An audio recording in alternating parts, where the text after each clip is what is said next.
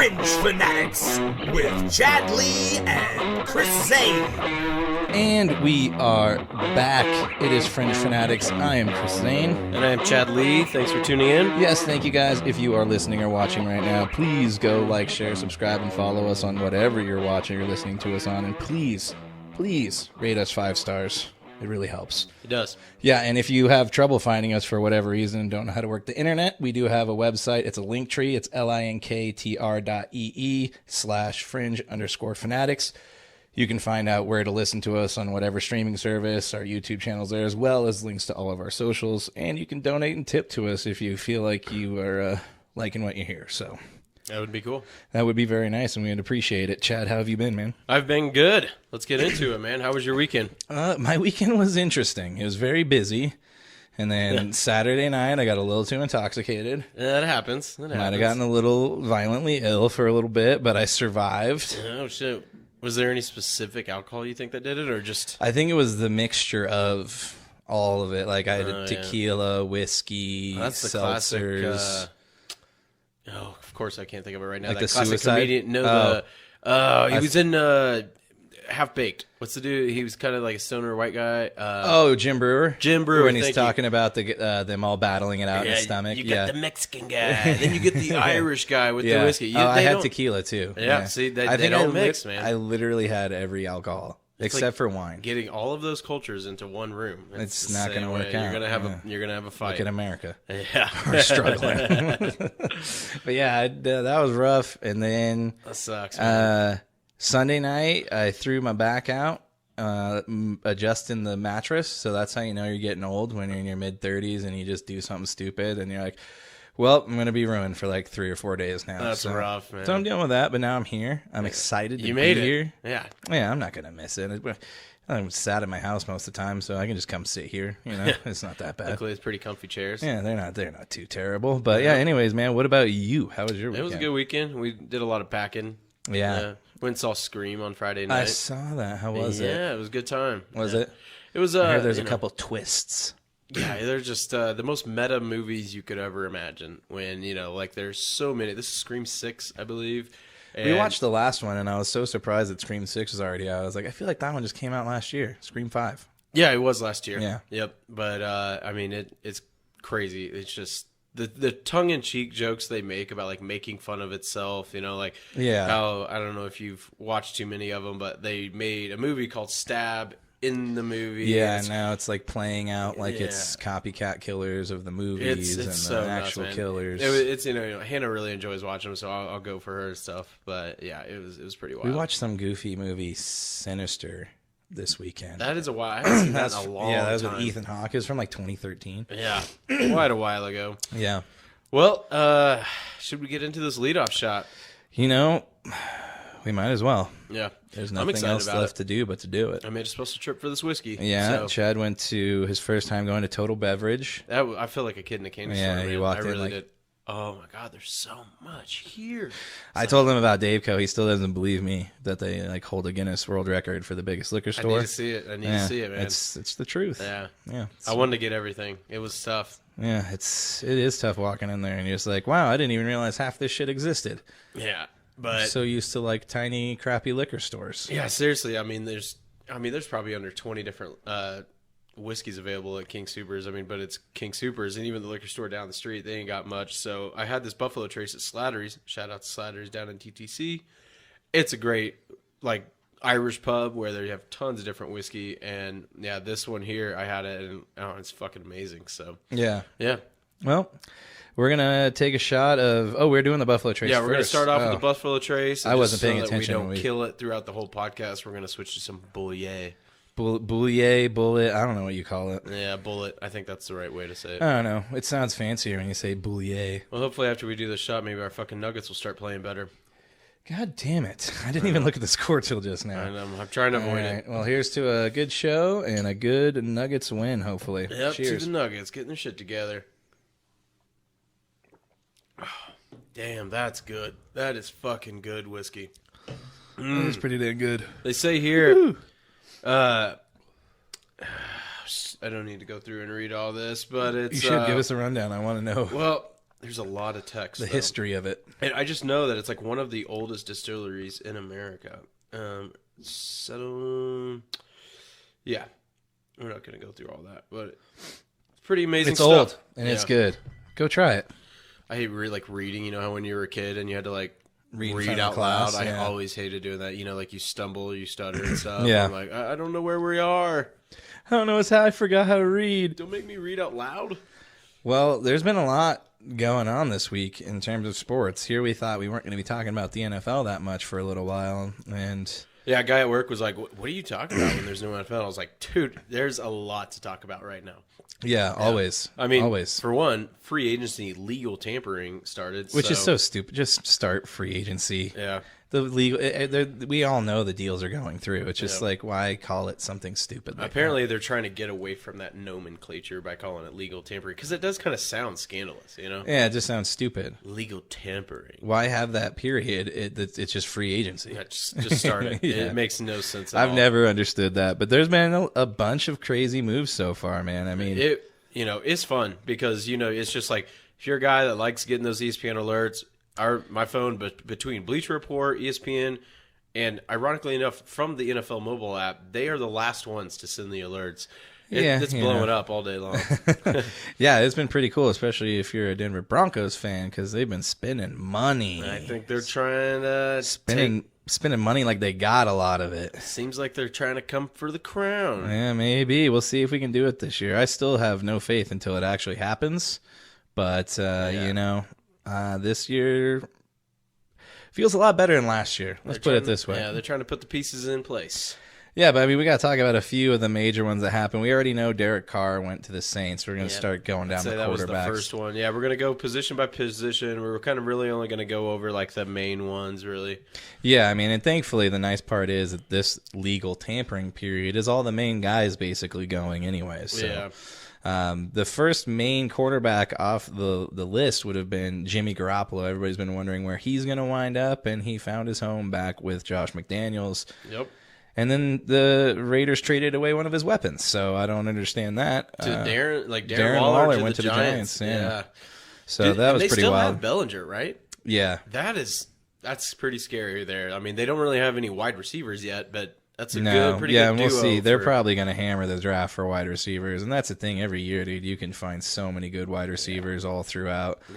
I mean, just look at some of the best wide receivers right now are second and third round draft picks. So it is said that this isn't quite like last year's when it comes to NFL drafts for wide receivers. It's more running backs and stuff. Yeah, but you're still bound to get one. Isn't Marvin Harrison Jr. in this draft? I don't know if he was coming out this year or not. I thought he might be. I couldn't remember. Yeah. But that's a good one right there. Yeah. I mean, there's a few that, any Alabama wide receiver is probably going to go, Yeah. He was at Ohio State. Yeah. Yeah, there's a lot of good ones. But Jared Stidham, who left from the Raiders, signed to the Broncos, backup QB. Not really a big signing, but it is kind of noticeable. Yeah. That's got to be kind of like I feel like that's Sean Payton more than George Payton. I think Sean Payton was like, we need a backup plan, man. Well, that and a guy to kind of like have as a like placeholder for Russ to be like, hey, man, if you don't get your fucking job done, there's another guy that's willing to step in. A lot of people are saying Jarrett Stidham could be a legit quarterback if given a chance with a good team. I mean, he's stuck with the Raiders last year, and everything was already kind of falling apart for them, but he had some good games. And he looks like a decent quarterback. Obviously, Bill Belichick saw something in him. That's why he was drafted when, he was. Right. But who knows? We'll see. I definitely think it was kind of like a, light a fire into Russ's ass. I think that's really what I think it was. them keeping Rippin last year and bringing in Josh Johnson was kind of like, all right, Russ, it's all you. Yeah. But this year it's not. Well, especially when you pay that backup $5 million. That's pretty high for a backup. It is, yeah. He got 2 years, $10 million, so $5 million guaranteed to that. Oh, we should have said Jimmy Garoppolo, 3 years, $67.5 million, $34 million guaranteed. So Jimmy didn't really get paid necessarily in terms of what like a Daniel Jones. I think I'd feel way better if I was New York with Jimmy Garoppolo at 34 than Daniel Jones at 45. Oh, no doubt. Yeah. So it's crazy. Jimmy Garoppolo, he's got like, I want to say it's like a 67% winning percentage. You know, Yeah, he's whenever not he's bad. playing. Unfortunately, he doesn't play that It's much. Not very often. Yeah, Yep. he gets injured all of the time. Yeah. Speaking of the 49ers, though, Sam Darnold did go there for a year, possibly to start. You posted it to the Fringe Fanatics story. It does seem like with Brock Purdy just getting his surgery last week, I think he will be very lucky to be ready by the start of the season. Yeah, and what I told you is I don't feel like they have much faith in Trey Lance because I just kept saying like, oh, you know, it's got to be He had a pretty Trey Lance. gnarly injury too. I don't even Broken know leg. if he would have been ready. I mean, I don't think he would have been ready either way, just Yeah. with that injury. But I think definitely they kind of fell into like the whole, well, we've got this other guy now. So you're kind of like, you know, what do you do with both of them at this point now? That's tough, man. So- I mean, it's like a curse. Anybody that goes to San Francisco, you're bound to break a leg or tear something. Yeah, apparently, man. All three quarterbacks last year, leg and then elbows and everything. That's tough. Well, Jameis Winston re-signed with the Saints. He is the highest paid backup quarterback as of right now at $8 million. I was honestly surprised that he didn't come here. I thought that would have been a good backup to also push Russ. That really And could have also, I think when because he wanted was to get with paid. Sean Payton, he had one of his best years before there's he no tore doubt. his ACL. I mean, he was doing really damn good until his ACL popped. So, Yeah. a couple other like low-level quarterbacks. Mike White to the Dolphins from the Jets, 2 years, $16 million. He's making $8 million too. They're looking for another backup plan. For Yeah, in case Tua definitely. gets his head dropped again. And then they're going to need someone to back up Tom Brady when he signs. So, you know, it's, Yeah, that ain't happening. He's got kittens He's for got his kids. kittens, man. Yep. and Case Keenum, who, you know, is still in the league hanging around to the Texans, man. It's nuts, man. He's not bad when he comes in. When he started, they drafted him. Yeah. So, Yep. 2 years, $6.25 million, $4 million guaranteed. And then the most notable that's sitting around, I think, well, and we got to mention Tyler Heineke, Falcons, Yeah. 2 years, $20 million. So he's That's pretty actually cool. making the most. He might even get that I starting don't know. job. I don't know. Yeah, exactly. Is it him or Desmond Ritter? So Dude, I think Ritter looked Desmond. so bad last He year. did. Yeah. But the big news is Lamar Jackson. Nobody. No deal. No deals at Nope. all. Nobody's saying anything. You think it's collusion? That's what everybody's saying. Collusion. That's what everybody's saying. As soon as they put that tag on him, all of a sudden everybody came out and was like, "No, we don't want him." I think everybody. It was like for that and to the Cleveland Browns for the Haslam's. It was a big fuck you to be like. I think it is collusion. Yeah, it definitely. I think is. they said you cannot let him get a fully guaranteed contract. Yeah. You cannot, because it's going to ruin everybody. Yeah. Because the repercussions of the Deshaun Watson deal is going to ruin the NFL. I mean, you look. Didn't Kyler get one after Watson? Wasn't or fully though.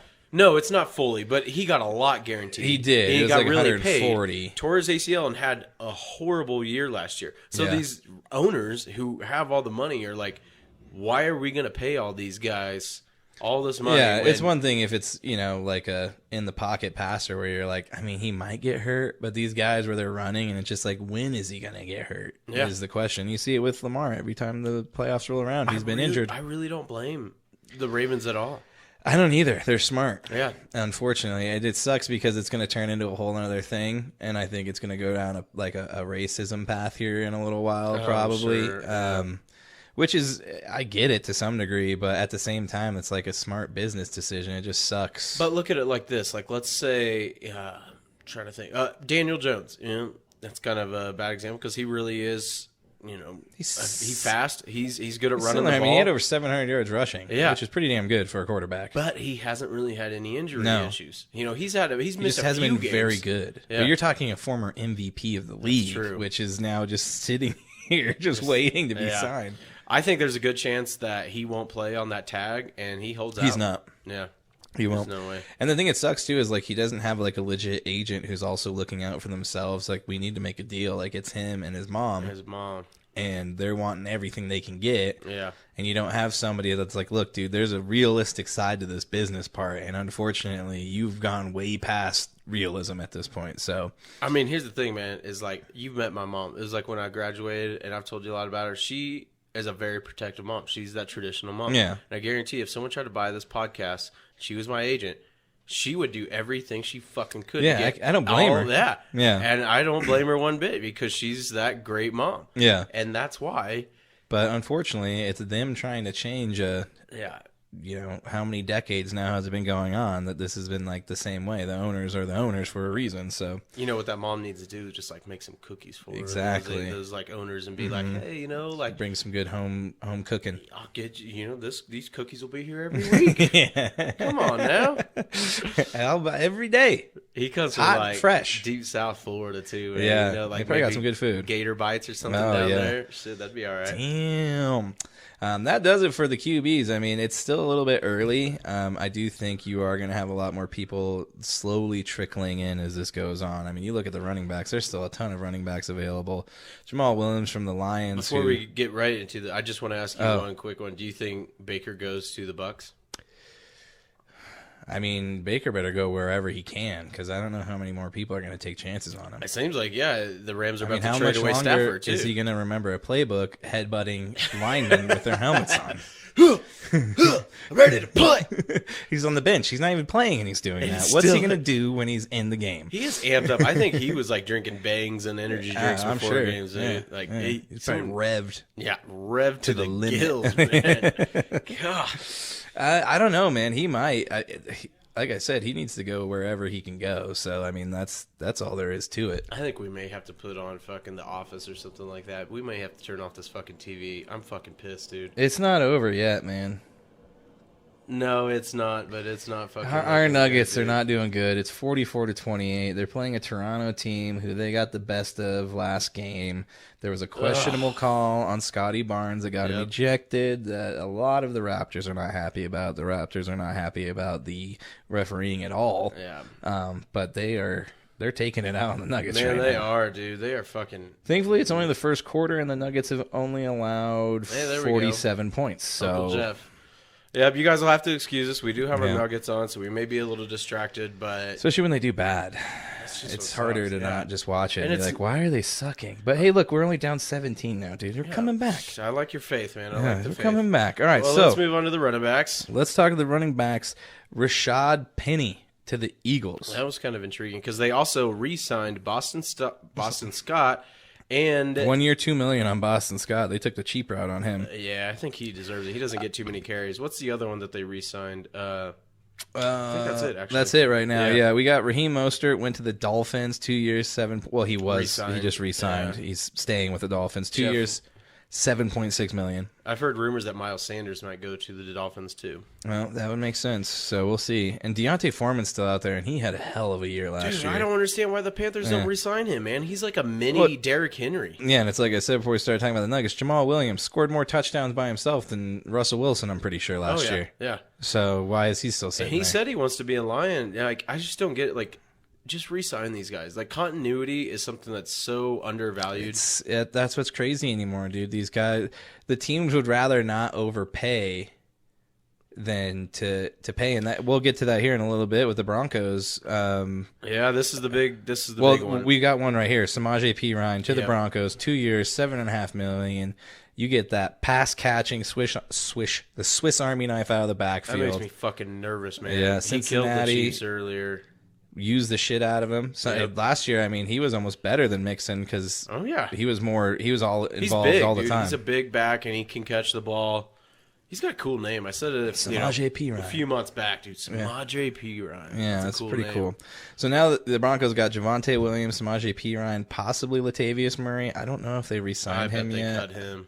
I don't know why you wouldn't just keep him around just in case Javonte's not ready. Yeah, but you could also. This is a great running back draft class. It really is, dude. That Well, kid they're gonna from grab Texas, they're gonna grab somebody for sure. here in a few weeks before the draft, which is like in Kansas City. Yeah. And excuse me, like I'd say like a week beforehand, I think we'll try to go through and I don't believe in doing mock drafts. I think that's fucking lame because you never know. Like you could get to the 4th pick and this team trades up. It's just such a toss up. I mean, it already It's had not worth crazy it. trades, and now Exactly. you hear Carolina saying they're going to trade back. When I get these alerts, it's like Todd McShay's mock draft. I'm like, I don't. Yeah, It's gonna I'll change. check them out. I mean, if you look at 2 or 3 of those guys, you can get a good idea Yeah, of I mean the what's top gonna 10's happen. normally Yeah. pretty accurate, but either way, what we'll do is we'll try to what I want to do is give some of the guys that I think are going to be maybe home run hitters. And this Texas running back, something Robinson, is it Bijan? Bijan, yeah. Something like that. I might be wrong. Dijon Mustard. That's what I was going to say. Dijon Mustard Dijon Robinson. Mustard Robinson. Laquavius Catarius. Key and Peele, man. All over here. Hey, Ron, get over here. So, dude, he's a fucking stud, man. Yeah, I mean, maybe we'll go through and just kind of pick some guys out we think, or maybe like the legit home run guys, and then like a couple sleepers. Right. I mean, like what we talked about, that Nolan Smith, man. I would not be mad if the fucking Chiefs traded like 4 picks, future picks to get that guy, guys. He is a freak of nature. Yeah. So it's just like last year, I would have been all in on Pacheco, but that's a good point. We started too late. I'm so glad he's on our team. Yeah, but lucky. we'll get into that. Let's get into the wide receivers. Go ahead, take us off the first one. Robert Woods, man, the guy that is on the other side of 30. Robbie Trees. Yep, going to another AFC South team. 2 years, $15 million, going to the Texans. He got $10 million guaranteed. That's not too bad. He's been hurt a bunch. Oh yeah, he's not good. I don't know why they did that. He's had Achilles. He had a knee. I got a sneaky good feeling that the Texans might be decent. Did you say stinky good feeling? Sneaky. It sounded like you said stinky. Stinky. I'm going to start saying that from now. I've got a stinky good feeling. That's a good way to put it. It's like a good cheese. It's like a stinky good feeling that's kind of arising. Yeah, I like that. I'm going to say that's cool. I just started that. Yeah, I like it. Yeah. You guys heard it here first. Stinky good feeling. Coming at you. Start saying we got T-shirts coming soon. Sterling Shepard to the Giants, re-signed 1 year, $1.165 million. We'll see what he does. He hasn't done too much in the last couple of years, so that one's, I wouldn't call it anything sort of stellar. Jacoby Myers to the Raiders, reunited with Josh McDaniels, 3 years, $33 million, 21 guaranteed. Not too worried about that right there. He's never really done much with the Patriots. I mean, they're not so much of like a... He also had one of the worst plays in the NFL ever. Yeah, where he tossed that. When so they were classic. They're like, I forgot that was him. Yeah, it was him. He's like, I'll just throw it 30 yards behind me. Somebody catch it. And then Aaron Rodgers got his wish. Alan Lazard, now a Jet, 4 years, $44 million. You know, the thing that I'm really shocked about is... Today was Tuesday. I thought for sure he would wait until the Pat McAfee show. I don't know if he was on today. I don't watch him on there anymore. I figured he would wait to go on there and then announce it because I know how he likes to do that, but maybe not. No, it'll be a legit thing. He wouldn't do it on that, I don't think. Yeah. Well, it wouldn't surprise me if he did, but I don't. It's so nuts how he's been dragging this out. It's so stupid. But he said decision coming soon, and then you had who was it? Breece Hall. And Garrett Wilson. Garrett Wilson and Sauce Gardner all come out and say like, "Oh, I'm so happy right now. I can finally like rest easy. Like this offseason's gonna be basically saying it's a done deal." So we all basically think it's done. It just hasn't been done. Just waiting for the confirmation. But yeah, as far as wide receivers, I believe that's it. That's it. Now. We got one tight end. He went to the Broncos. Yep. I was telling Chad a little bit about him. It's Chris Manhertz. I forget what college he played at. He only played basketball in college. He was signed by the Bills in like 2018. Guess he's like a really good pass blocking, run blocking tight end who can also go out and, he knows how to use his body to like post up situations to kind of get the ball. I don't think he's any sort of, You guys had that other tight end that really took the starting job from Albert O last year, wasn't it? That was Dulcich, but then he got hurt. Okay. And then he came back, and then I think he got hurt again. So we'll see what happens with him. He was supposed to be like our Travis Kelce, but, there's only one. Yep. Thank you for saying that. Damn right. That's all for tight ends, man. No, the tight ends, there's... Mercedes Lewis is supposed... And they wrote Mercedes on here. It's Mercedes. Mercedes Lewis, he wants... Well... Aaron wants him to go into the Jets. He's still in the league, man. It is crazy, man. It's wild. I feel like when I was in high school, he was playing. And like some other surprising ones, Dalton Schultz. I'm surprised the Cowboys haven't done anything until today. Yeah. And they re-signed what's his name, Leighton Vander Esch.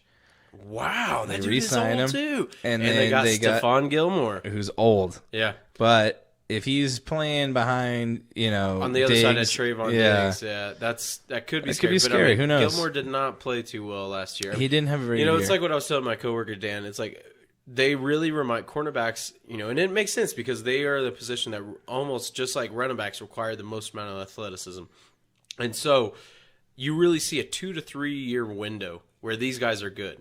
There's very, very few cornerbacks, guys like Champ Bailey, that are good for extended periods of time. But, I mean, really, you look at guys and then you'll see them transfer to, like, safety usually. They'll drop back. Or be a nickel corner or a nickel Champ back. did that, Yeah. It's just like there's so much speed involved with that. As soon as that starts to fall off, you're fucked. Yeah, we're getting back into it. We're 23 down. We're only on 17. Oh, that's what I meant. Yes. Yeah. We can do math. It's okay. Let's move on to offensive tackles because both of our teams got one. Yeah. We got Mike McGlinchey from the 49ers to the Broncos. 5 years, $87.5 million, $50 million guaranteed. So it's basically 5 years, $10 million. 5 years, $10 million a year. You always look at the guaranteed. Not a bad pickup. Yeah, we'll see what happens. Yeah. He didn't have a good game against the Chiefs, but, what are you going to do? We'll see. It's hard to have a good game against George Karlaftis. Well, it is what it is. But let's hear about your Chiefs signing. Jawan Taylor. He's been in the league for 4 years now. So we did sign him for 4 years, $80 million, $60 million guaranteed. That is quite a bit guaranteed. So here's the thing. He was a right tackle. We did lose Andrew Wiley, who we'll get into in a second. And we're also going to be losing Orlando Brown Jr. It's not confirmed yet. There is a possibility that he might be coming back. But it seems like the signing of Taylor was kind of the end for him. But yeah, we'll see. From what I've heard, even from Shefty and everybody, that the way they reported Jawan Taylor is going to shift from right tackle, something that he's played all of college, all of pro, and shift to left tackle. To me, I don't think they're going to do that. I know. I feel like it's really a done deal that Tunsil might be coming. So I think they're going to be keeping Jawan Taylor there. I had my phone's playing the game, but last year he was the third lowest in pressure rate allowed. So his first 3 years he was really shaky. I mean, you look at the coaches he had before Urban Meyer, the fucking Doug Marrone. Doug Marrone, thank you. And then Urban Meyer. He's never really had that good of coaches there. Yeah. And, like any offensive lineman, it takes a little bit of time for them to develop. Last year, under Doug Peterson, had his best year. Only had 5 sacks allowed, so that's pretty good. I think he'll do all right. Yeah, we'll see. It's just it's changing a line position like that. It's tough to do. I hate it, man. If I had my golden years of when I was a Chiefs fan is when we had Will Shields, Willie Roaf, which is the perfect offensive lineman name. Like when you're born, I think they write on the birth certificate like, okay, Willie Roaf, future offensive lineman. Yeah, you got to be an offensive tackle. He was huge, and then. Brian Waters, I mean, that whole squad, I mean, they started like a record amount of games together, I believe. I wish that was the case, but that never happens with today's NFL. Yeah, it's tough to do anymore, man. Yeah. But, that's a great signing. We'll see what happens. Like I said, damn it. What's up? Mark Schlereth, I couldn't think of his name. Mark Schlereth was talking, I guess when he played in Washington, he was a right guard, and then he moved to a left guard when he came to the Broncos. He said it took him like a legit year to even start feeling comfortable. He's like, and even then, I never really felt like I did over there on the right. Your whole world's flipped, Yeah. And so your stance has completely changed. Like the way you gotta, kick back and stuff it's completely different. So we'll see how it goes. Yeah. I really hope they keep him right tackle. And if they bring in Laramie Tunsil. No, Tums. Is it Tumsel? No. Tums. He's huge, man. He is a massive dude from the Texans, and there's talks that we're going to trade for him. We have a lot of value or stock, draft picks to do it. So if they make that happen, having those guys book in the line, I feel very confident against that. Yeah, definitely. But we did send Andrew Wiley to the Commanders. He followed EB 3 years, $24 million. Good for him. He was he was a liability a lot of the year, but I remember you bitching about him a few times. A lot of times, man, but I ain't kidding. He really did finish off the year great. Me and Samir caught it. I think it was in the Super Bowl, actually. There was a play where I think a running back took off, and you look back when they show the replay, Andrew Wiley has his defender pancaked down. Yeah. And we're like, what? Who is that? You know, he's coming around. So, shit, it's buffering. And it froze. Yeah. Oh, is that Braun that they got in there already? Yeah, it's not going good. They're down 20, and it's frozen. Anyways, so Andrew Wiley went to the Commanders. Then we got Andre Dillard rounding out the end of the tackles, going to the Titans from the Eagles. 3 years, $29 million. That's going to bring us to the guards, where my donkey's done grabbed another guy, Ben Powers from the Ravens. 4 years, $52 million, $28.5 million guaranteed. I think he's like 6'4", 334 pounds. He had his best career year last year. Yeah, that was a good signing. Good signing. It's really going to really shore up the run game. He's a really good run blocker. He's not the greatest pass blocker, but I mean, hopefully we're doing a lot more run play action shit next year. So yeah. Then Nate Davis from the Titans to the Bears, 3 years, $30 million. Yeah, that one's not a bad one. I mean, I don't really know too much about Nate Davis, but he seems like a pretty solid guy. Well, it seems like the Bears are really going to be trying to shore up their line, too, because there's a lot of talks that they're going to be signing Dude, Orlando they have Brown. so many picks. Yeah. And so much cap space. Cap space, yeah. I think it was like 95-some million or something. Yeah, so. And then Connor McGovern. Former Bronco. Yep. And then from the Cowboys to the Bills. That's kind of scary there, because the Bills definitely need to shore up their line. And anytime Josh Allen gets a little more protection, you got to worry about that. You never know. In terms of centers, the big one, Jason Kelsey, is coming back. He signed a 1-year deal, $14.25 million. That's not a bad deal for 1 year. No, I don't know how much is guaranteed. He's awesome, man. Yeah. I was so happy he resigned. That was really big news for me, because it's going to make that podcast so much more interesting too. When with the way they break down their games together, you get more. I've gotten more insight from that podcast than I think I've ever gotten from any other. I still source. need to listen to it. It's good. And then Garrett Bradbury re-signed with the Vikings. And then Jake Brindle re-signed with the 49ers. Yeah, I mean, I don't know too much about those guys, but they did get paid pretty decent. 3 years, $15.75 million for Garrett Bradbury. 4 years, $20 million for Jake Brindle. Let's get into the edge rushers, because that's where... that's where a lot of these guys are going to be affecting the game, is on the edge. Yep, the big money makers. Yeah, usually. We got Ogbanya Okoronkwo. That's nice a crazy job, name. Props Ogbanya Okoronkwo. to you. I stumbled a little bit, but he left the Texans, went to the Browns. 3 years, $19 million, $12.5 million guaranteed. And then probably the biggest signing, Brandon Graham re-signs with the Eagles for 1 year, $6 million. That was a pretty big deal. That guy is a beast. Yeah, definitely.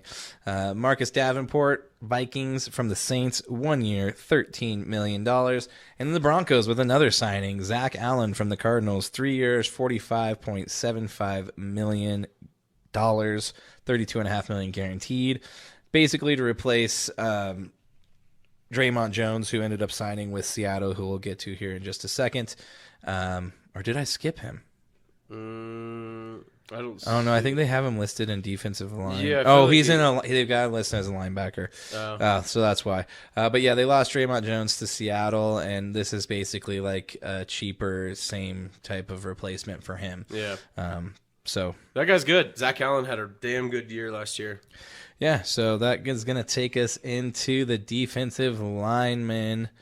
And Javon Hargrave leaves the Eagles for the 49ers. Holy shit, man. That whole defensive line for the 49ers, they just need a Brinks truck. Yeah, to basically. Show up to the stadium, man. I mean, holy shit. That defensive line is scary. Yeah. Nick Bosa. Hargrave now. Yeah. It's going to be tough to beat, but it's going to be hard to pay the rest of the team. Yeah, we'll see what happens. I don't know what their cap situation's like, but 4 years, $84 million, $40 million guaranteed.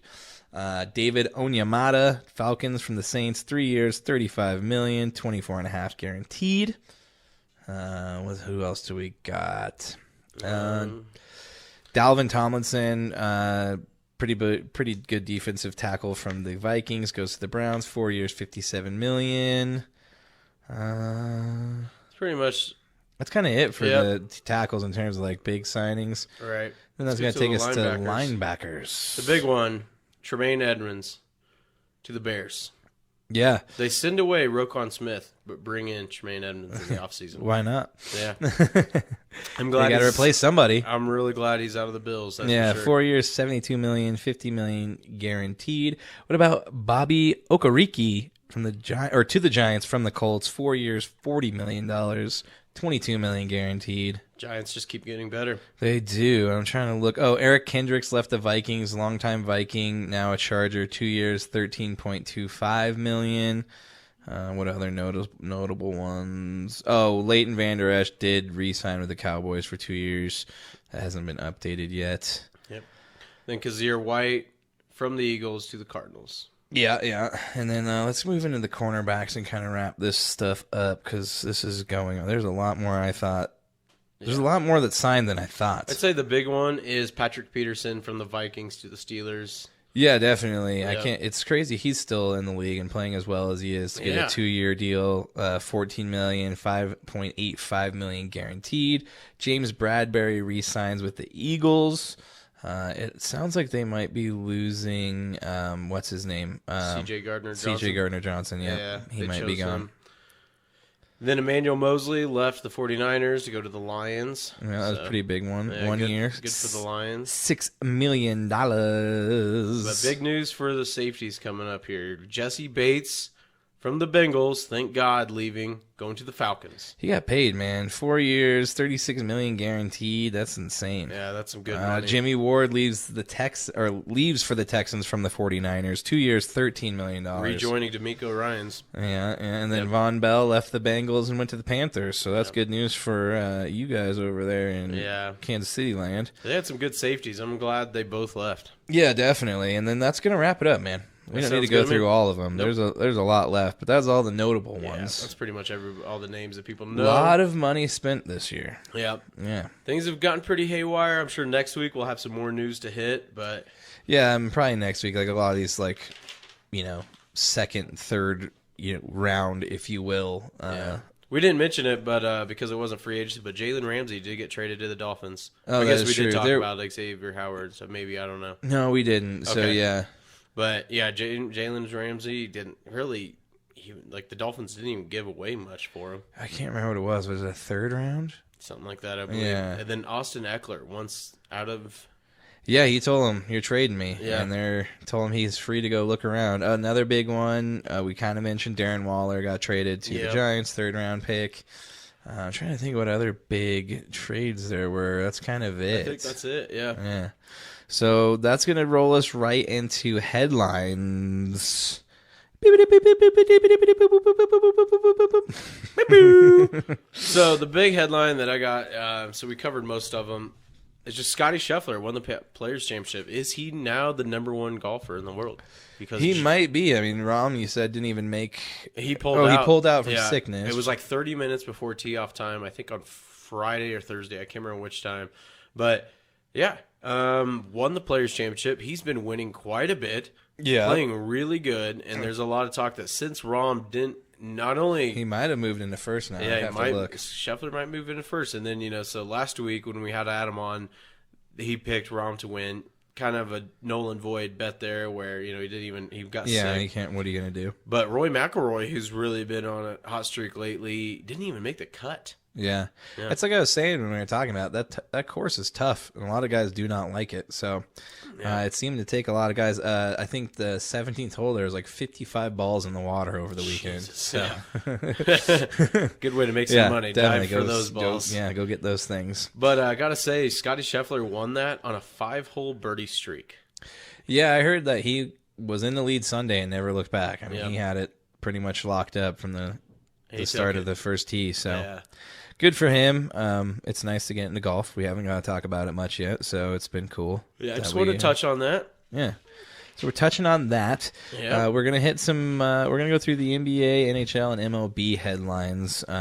In the NBA, Ja Morant enters a counseling program in Florida. There is no timetable set for his return.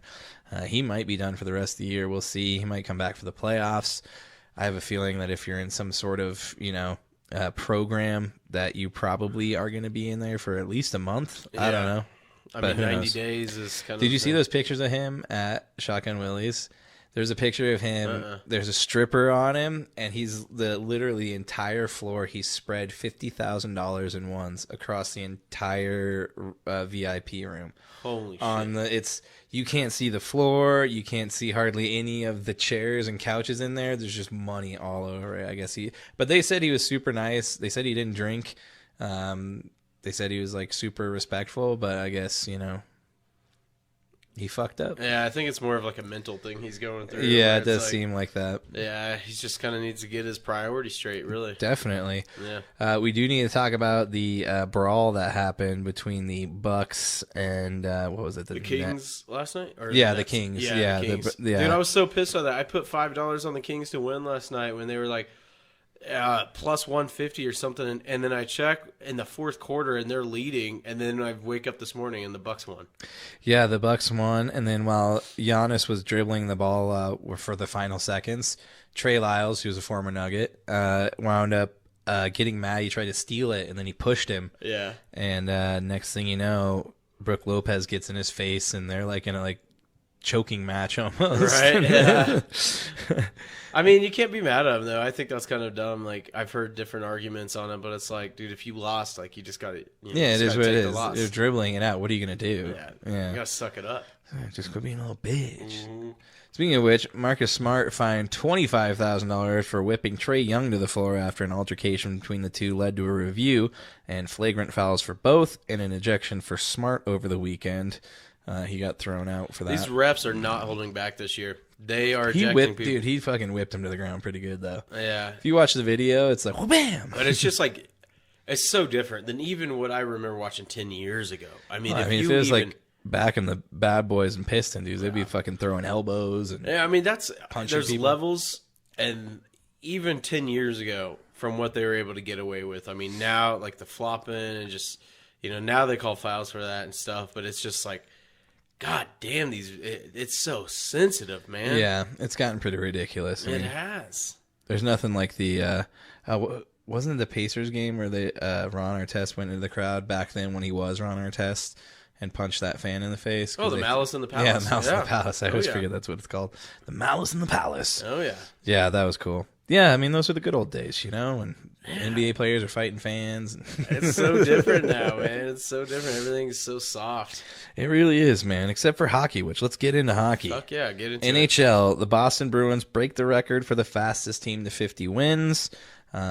They only needed 64 games to do it, beating the record of 66 set by the Red Wings in the 95-96 season. And unfortunately, the Hurricanes lose forward Andrei Svechnikov. I said it earlier really good. I practiced it. Svechnikov, indefinitely with a knee injury suffered in Saturday's loss to Vegas. It does sound like now it might be like a season ending, so it's probably some form of ligament damage. But, in hockey, it's a lower body injury, so we don't get to know what it is. The next thing we're going to hit, though, is the MLB. We want to talk about the World Baseball Classic real quick. It is taking place right now, and the USA is tied with Canada right now in their pool. They've got 2 wins and 1 loss. Japan is the surprise, though, man. They haven't lost a single game yet. Yeah, they're sitting at 4-0. So there's been some cool stuff that has happened.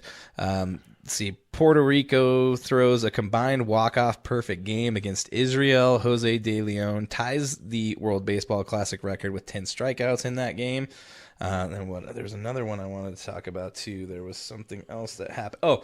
21-year-old Nicaragua pitcher Duque Hebert strikes out MLB All-Stars Juan Soto, Julio Rodriguez, and Rafael Devers. Shortly after the game, he signed a contract with the Detroit Tigers. That was pretty cool. Yeah, cool for him. And then there was a couple of the other stories we wanted to talk about. One of them we thought was going to be a daily dose of excellence, but I don't think we're going to do that now. It was the Japanese fans. I don't know who the player was, but one of the Japanese players hit a home run into the stands. And then all of the Japanese fans sat there and took turns taking pictures with the ball as they passed it around to each other and then gave it back to the guy who caught the home run ball, which would never happen in America. Never happen in America. I think we've seen guys holding a baby try to catch a foul ball. Yeah. Sometimes successful, sometimes not. Sometimes not. Yeah. But Yeah, we don't mess around like that. That ball, once it's yours, you don't give it to anybody else. Nope, you fight for it You sometimes. will run away. You will, who knows, dirty tactics, biting, kicking, punching, groin pulls, groin punches, whatever it takes to keep that ball and make sure it's yours. The other cool thing that happened, there was a Czech player who struck out Shohei Ohtani. Nicely I done. said it right this time. Yep. And I guess after the game, he got some stuff from Shohei Ohtani, but then Shohei Ohtani came back and was actually like, I want your jersey from the game for striking me out. So pretty cool stuff. It's just kind of cool to see sports and that whole like camaraderie stuff where it's just like everybody's playing for their country, but like, they're still all buddies at the end of the day. A lot of these guys, are professional baseball players, except for this Czech guy. That Czech guy who struck him out was actually an electrician. Yeah, that's pretty cool, man.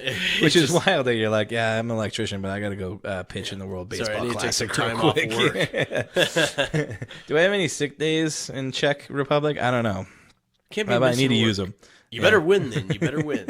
If you lose, you have no job and no life. Yeah, it's pretty cool. It's nice that you see, like, there's more, I think, MLB players in this WBC than I think ever. Mike Trout's playing. Yeah, Nolan Arenado, a whole bunch of guys, Yeah. the Dominican Republic, Cuba, a whole bunch of guys are playing. And it does seem like it's kind of one of those times where more guys are in it than there has been, so it's cool to see.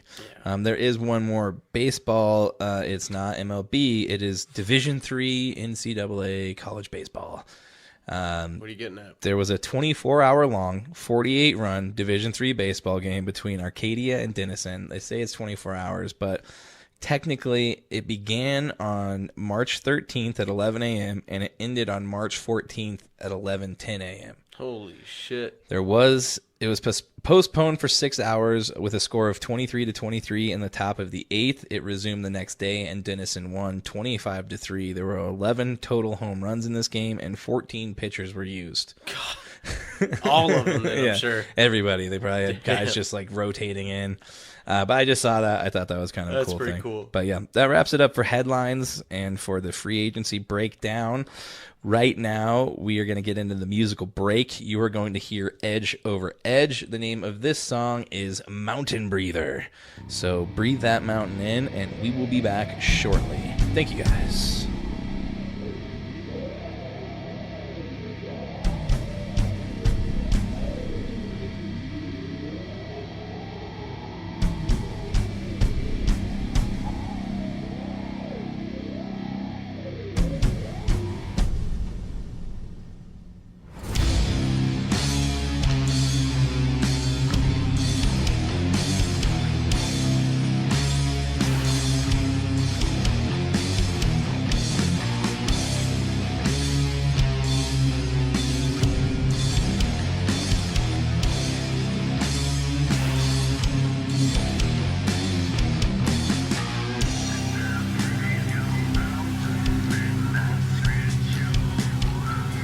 And we are back.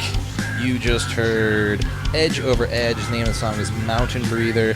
If you like that song, or if you like The Prince and the Prophet last week, please go check out their Spotify, Edge Over Edge. You can also find them on Facebook at Edge Over Edge. And they also have edgeoveredge.com where you can go find out where they're playing, probably get merch, and probably go find out where you can listen to their songs or buy their songs from them personally, which always helps because people don't make money playing shows anymore. It's all merch. You gotta sell that merch, slang that merch. Hard to make money as a musician, I'm sure. It is. Yeah, Spotify pays us like not even a penny per stream. It's like a fraction of a penny. So yeah, if you like them, please go check them out. It really helps them. And we now are at the shot at the turn. We've hit the halfway point. We are on to the bullet or boulier, as Chad has been calling it, because we are fancy. It's bullet. Cheers to you. Cheers to you guys. Thanks for sticking around. And cheers to Edge Over Edge. Yeah, cheers to Edge Over Edge. Thanks for being our musical guest this week. That's right. Appreciate you guys. It's good shit. I love bullet. I feel alive. I used to drink that a lot in my Tokyo Joe's days. Oh, did you? Oh, yeah. We drink a lot of Fireball. Yep, Fireball, Canadian Mist because of you. Yep. Drinking on a budget. Well, let's get into the NBA fast break. It's the ultra fast break. It is. It's ultra. So We got a lot to cover this week. We already hit the news. So I'm just going to run through the Eastern and Western Conference like we normally do, but it's going to be extremely truncated. Yep. It's a good word, truncated. I like that. Yeah, nice word. Proud of myself. Pat myself on the back. I can't reach that far behind me, though. The Eastern Conference, in first place, we have the Bucks sitting at 49-19. Giannis overthrows the Kings with a 46-point double-double, 133-124. They take on the Suns tonight at 8 p.m. In second place, you have the Celtics sitting at 47-22. Tatum scores 22 points, and Malcolm Brogdon adds 20 points in the 111-109 win Monday night. They take on the Timberwolves tomorrow night. In third place, you have the 76ers at 45-22. Joel Embiid scores 34 points, and Harden has 18 points and 14 assists as the Sixers never trailed in the 112-93 win Sunday night. They take on the Cavs tomorrow night. In fourth place, speaking of which, you have the Cavs sitting at 43-27. In fifth place, the Nets at 39-29. And in sixth place, the Knicks sitting at an even 40-30, which is going to take us to the Western Conference. In first place, you have the Nuggets sitting at 46-22.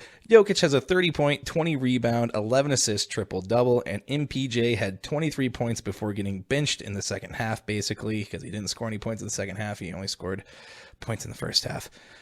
In the 122-120 loss to the Nets Sunday night, they take on the Raptors as we speak, and they are not doing very good. They are at halftime, and they're getting their asses kicked, which is going to take us to the second place Grizzlies. They are 4.5 games behind the Nuggets. It's getting a little iffy. We said it was locked up, and it might not be. So it's definitely not locked up. They're 41-26 in a game missing all three All-Stars. The Grizz beat the Mavs for the second consecutive time behind Desmond Bane's 23 points, 104-88 Monday night. They take on the Heat tomorrow night, which would be Wednesday. In third place, you have the Kings sitting at 40-27. Domantas Sabonis had a 23-point, 17-rebound, 15 assists for his 10th triple-double in the 133-124 loss to the Bucks Monday night. They take on the Bulls tomorrow night. In fourth place in the Western Conference, you have the Suns sitting at 37-31. In fifth place, the Warriors at 36-33, and the Warriors are getting hot at the right time. Well, at home. Yeah. On the road, they can't win. So thankfully, if the Nuggets can stay in first place, they're going to have a chance to, if they have to face the Warriors. They got to get their shit together, man. They are not playing good ball right now. They're down 16 to the Raptors. And this could be their fourth consecutive loss in a row, which would be the second time that's happened since Jamal Murray and Jokic have started playing together. Yeah. This is only the second time this year that they've lost 3 games in a row, which is pretty impressive, but it's not looking good right now. You know, and I brought this up to you the other day. I just don't think the Reggie Jackson thing was a good deal. We see tonight where he's starting to play. What about Thomas Bryant? That too. Where is he? He's not even playing. Yeah. You know, well, and Vlatko Čančar, hurt his wrist and finally got some playing time last night and came back. But, that's what I was so afraid of, is they were playing such good ball right up till the trade deadline, and then they shake things up and things got worse.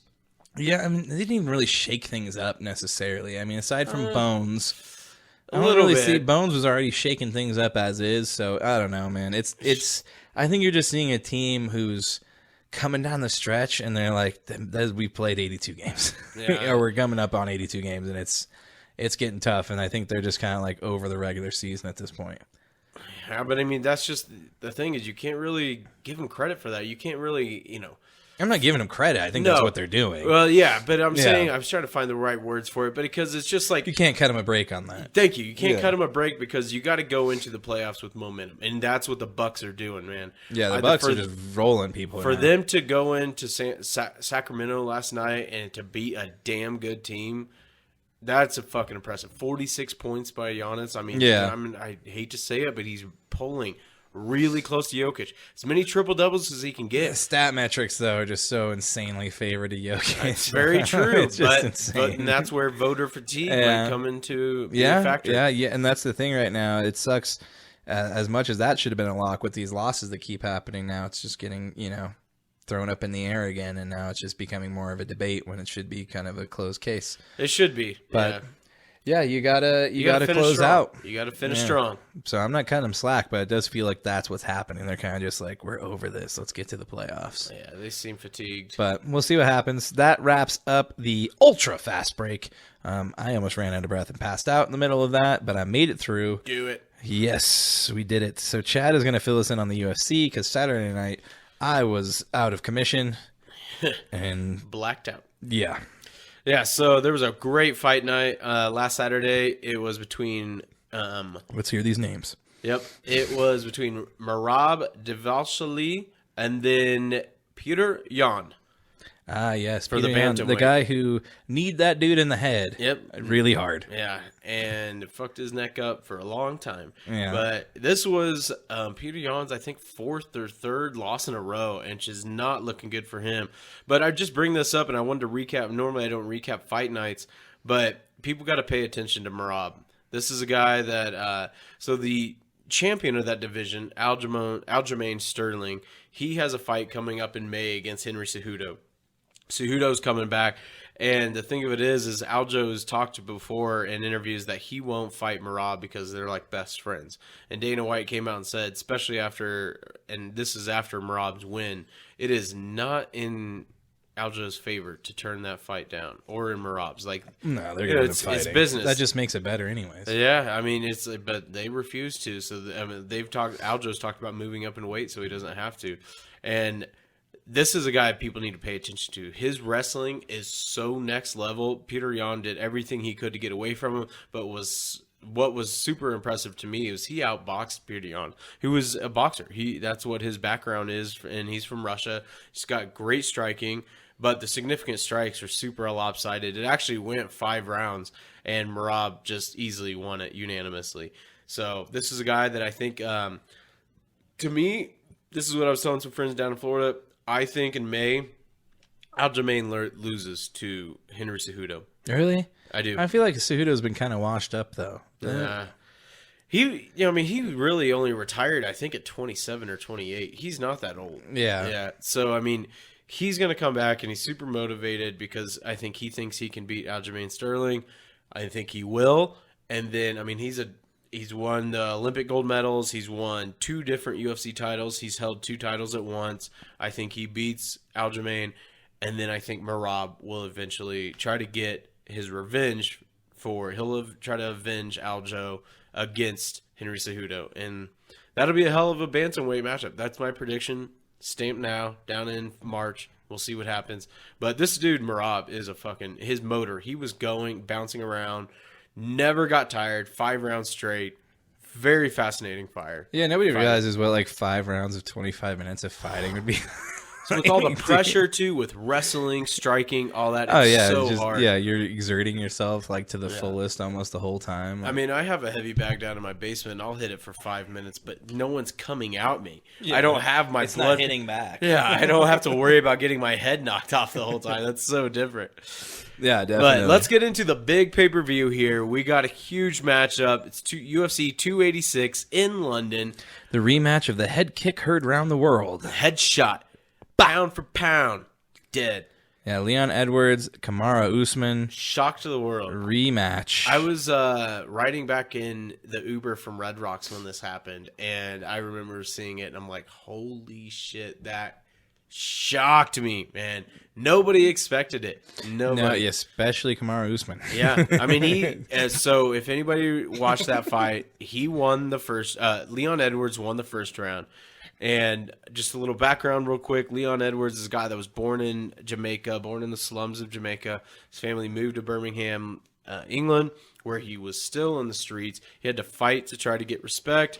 So he knows a lot about just scrapping, street fighting, and just that grassroots trying to get respect from, your peers whenever, things are tough. Like kind of just living in tough times. And that's what I give him a lot of respect for, is because he's kind of been through, the scrum of it. And then you look at a guy like Kamaru Usman, who's from Africa.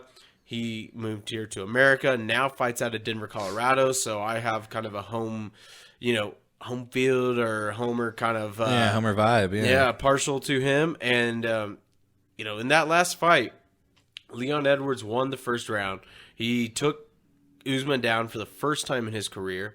And then the rest of the fight, it was all Usman. I mean, Usman came through there and just dominated it, boxing, wrestling, whatever it might be. And then before that 5th round, Leon Edwards looked defeated. He looked like, okay, I'm going to lose by decision.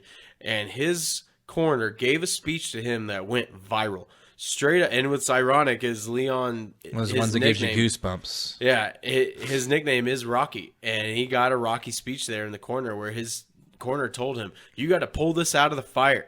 You got to do something here. And he did. And Leon Edwards right there at the beginning of the 5th round kind of faked a left hook and then threw a head kick that knocked Usman down. Yeah, and he was Usman ducked right into it, and boom! He did. And I mean, everybody was shocked. It was just something that, we never expected because of complete domination, because you would think that Usman would kind of just play it safe, but he went in there. And I think maybe, and he's talked about it, he just kind of didn't see it coming. And it was a perfect kick, too, and you got to give it to Leon for that.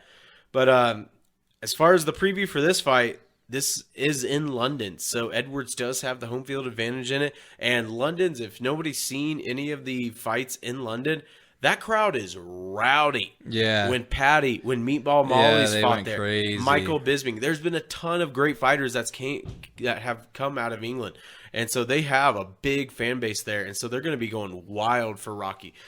So that's in his favor, but Kamaru's trying to get that title back. Yeah. I mean, you look at the 4 fights before Leon. I mean, Covington, unanimous decision win for Usman. Masvidal, knocked him out in the 2nd round. Burns, knockout, 3rd round. And then Masvidal again, unanimous decision. So, I mean, he was on a winning streak and on a tear. And like you said, he had that fight pretty much wrapped up until that head kick came out of nowhere. So he was on his way to, I think, tying Anderson Silva for the most welterweight wins, like in winning streak, or maybe it was on some record like pace, and Leon put that to a stop. And I think Kamaru's really going to be wanting that back. I got to mention here, talk about like him fighting out of Denver, Colorado. I'm a huge fan of Trevor Whitman, who trains Justin Gaethje, Rose Namajunas, and Kamaru Usman, 3 of my favorite fighters. They train there out of Wheat Ridge, Colorado. And Trevor Whitman is a guy that really specializes in striking. Kamaru has his own wrestling coach and his own jiu-jitsu coach and stuff like that, but Trevor's like the main coach. And you look at the way Kamaru's striking has improved since bringing on Trevor Whitman, and I think that's when you really saw his game elevate from just a wrestler to an all-around fighter. So, Edwards, I got to say here too, it's tough. I say this all the time. I hope this fighter wins. And I said this last episode, actually, where it's not quite like football, where I like both these guys. I mean, Leon Edwards is a guy that came from the streets, and he opened up a gym where he volunteers and will train anybody that just wants to come out of gang violence. And I think that's awesome. What he does for the youth there in Birmingham, England, and if people don't know, Birmingham isn't quite like London. It's kind of the slums, Yeah. I mean, that's where Peaky Blinders was kind of based, It's working class, blue collar people. exactly. Yeah. Yep. So I'm a big fan of him. If he wins, good for him. But because Usman trains here in Denver, Colorado, and trains over to Trevor Whitman, I do hope he wins. To give my final pick for it, I do think Kamaru comes away with it. I do think, just with the way the last fight went, that Usman's going to do everything he can and not even let this get to the 5th round. So we'll see what happens. It should be a really good fight regardless. I think so. You got to love these rematches. I love it, man. I mean, it's just Leon shocked the world with that head kick, and I think that really has just sat in Usman's head for a long time. And, Literally. I was going to say in his head. And metaphorically, too. So we'll see how that goes. As far as the co-main event, we got another Trevor Whitman fighter, Justin Gaethje, probably one of the most exciting fighters in the UFC. A guy that no matter what, he wants to make it worth the viewers' money that they spend for it, the people that go to watch it. He's a guy that wants to walk into the lion's den. Whether it's just getting his face beat up, it doesn't matter. He's going to be slugging the whole way. He's an all-around brawler in the cage. His background is in wrestling from college. He walks in just expecting to get hit, but he doesn't care. But he prides himself in giving the fans a show. He, in his first 7 fights, had 9 fight bonuses. So, you just expect fireworks, Yeah, definitely. But he is coming up against Rafael Fiziev, who is 12-1 professionally in the UFC. He is a killer, man. His only loss was to Magomed Mustafayev, and that was on April 20th in 2019. He has 8 total, like he has 8 knockouts. So I mean, he's only been knocked out once. So I mean, this guy's pretty damn good in terms of striking. He only has 1 submission, but this should be a pretty damn good fight, especially with the. I'm really worried. Somebody's got to about lose. Gaethje. I really am, because he's a phenom he's a Muay Thai phenom, Physioviz, and he fights out of Kazakhstan.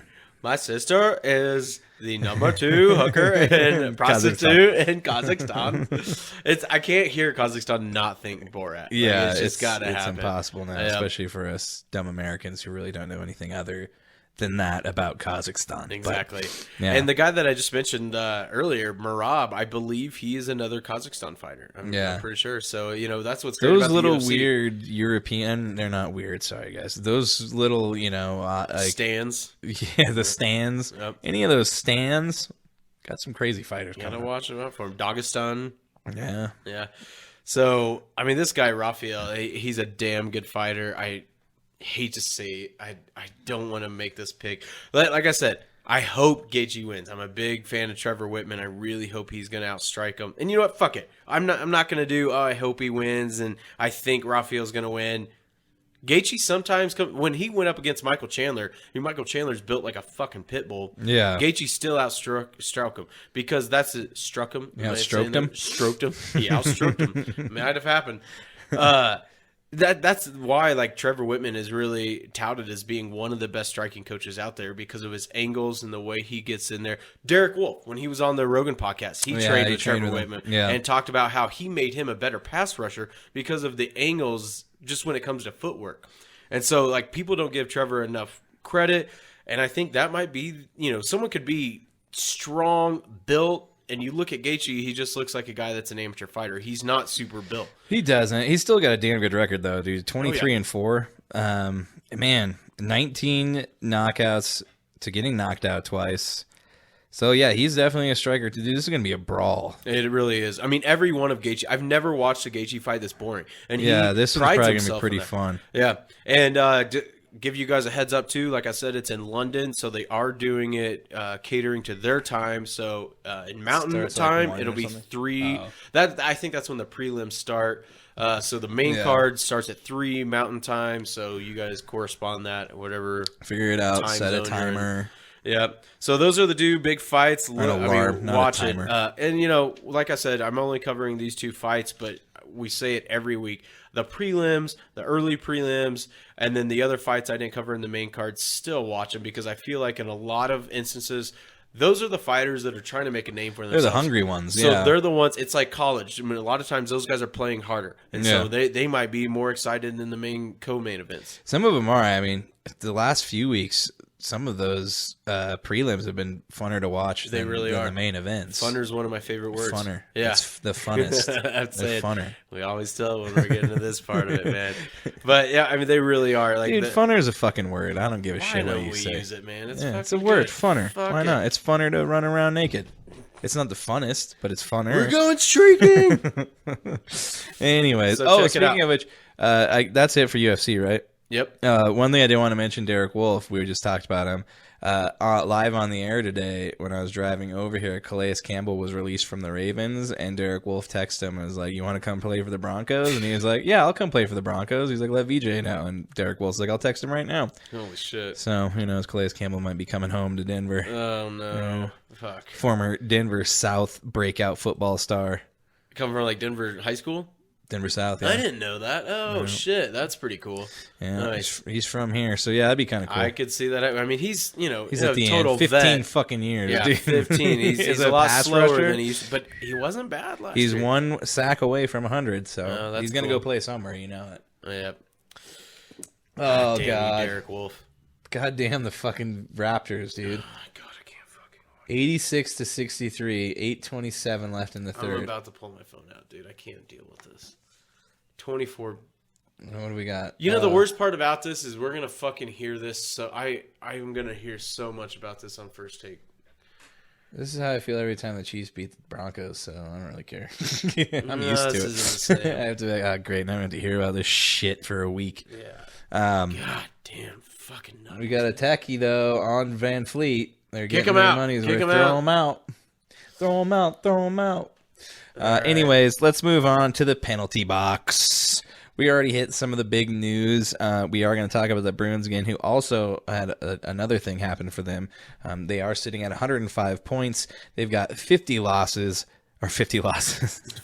50 wins and 10 losses and 5 overtime losses. Along with all the other accolades I mentioned earlier, to this point in the season, the Bruins have now become the first team in the NHL to clinch a playoff spot. Unfortunately, they have lost 2 of their last 3 games, and they were unable to claw back in a 5-3 loss to the Red Wings Sunday night. David Pastrnak and Matt Grizzlchuk each had a goal and assist, and Pavel Sacha had 2 assists. Meanwhile, goalie Jeremy Swayman made 21 saves. They take on the Blackhawks tonight as they lead the Atlantic Division. Moving to second place in the Atlantic Division, we have the Maple Leafs sitting at 88 points, 40 wins, 18 losses, 8 overtime losses. And in third place, you have the Tampa Bay Lightning, who just keep hanging around the playoffs. 84 points, 39 wins, 22 losses, and 6 overtime losses, which is going to take us to the Metro Division. In first place, we have the Hurricanes, who are sitting at 94 points, 43 wins, 14 losses, and 8 overtime losses. The Canes lost a heartbreaker at home to the New Jersey Devils Sunday night, 3-0. The loss has now moved the Devils into a tie with the Canes for first in the Metro Division.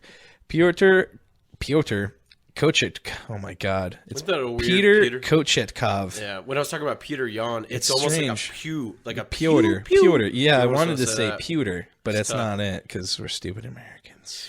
We're Whatever. too weak compared to the Russians. So Peter Kochetkov made 20 saves for the Canes in what would be their second shutout in 2 days. With the loss of Svechnikov, it is clearly being felt on the ice as he was tied for second in scoring before the season-ending knee injury Saturday and lost to Vegas. Tied for first, technically, we have the New Jersey Devils sitting at 94 points, 44 wins, 16 losses, and 6 overtime losses. And in second place, technically third place, you have the New York Rangers, 84 points, 37 wins, 19 losses, and 10 overtime losses, which is going to take us to the Central Division, where in first place you have the Dallas Stars sitting at 87 points, 37 wins, 17 losses, and 13 overtime losses. Dallas stifles the Kraken 5-2 last night in Seattle as they tighten their grip on the Central Division. 6 players for the Stars had multi-point games. Jamie Benn had a goal and 2 assists. Miro Heiskanen had 3 assists, and Joe Pavelski, Evgeny Dadonov, Wyatt Johnston, and Jason Robinson had a goal and an assist as well. Having won 3 in a row, they are hot at the right time, and they take on the Canucks tonight. In second place, you have the Wild with 84 points, 38 wins, 21 losses, and 8 overtime losses, which is going to take us to the third place Avalanche, which we're going to go real quick, a little bit of bias buzzer beater, if you will, as I talk about a third place team, which I haven't done before. Well, I didn't do at least this time. We've got the Avs at 80 points, 37 wins, 22 losses, 6 overtime losses. Arturi Lehkonen gets a hero's welcome in his first game back to Montreal since his trade to the Avs. He went on to score 2 goals and an assist in the 8-4 win. He also took a shot off his finger. The injury will require surgery, and he will likely miss 4 to 6 weeks. It comes at the worst possible time as the Avalanche finally get some guys back, but they just so happen to lose just as many guys as they get back to injury again. McKinnon reached 80 points for the 5th time in his career. Mikko Rantanen has scored 34 goals at even strength on the ice, tying Connor McDavid of the Edmonton Oilers for the most in the NHL. It is the most by an Avalanche player and the most in Avalanche Quebec Nordiques franchise history since Michael Goulet had 38 even-strength goals for Quebec in 1984 and 1985 there, don't you know? Nice. So we got one more division, and that is the Pacific Division. In first place, you have the Las Vegas Golden Knights with 88 points, 41 wins, 20 losses, and 6 overtime losses. Vegas plays all the right notes in a 5-3 win over the Blues. Goalie Patera stops 30 in his NHL debut. Debut. I said that like I'm fucking Canadian. Debut for the Golden Knights. Pavel Dorofeev gets his first NHL goal and assist for Vegas, and William Karlsson had a goal and assist in his 600th NHL game. So you get that first goal, and then you get that goal and assist in your 600th game in the same game, which is always nice. They have won 3 straight, and they take on the Flyers in Philly as we speak. In second place, you have the LA Kings sitting at 85 points, 38 wins, 20 losses, and 9 overtime losses.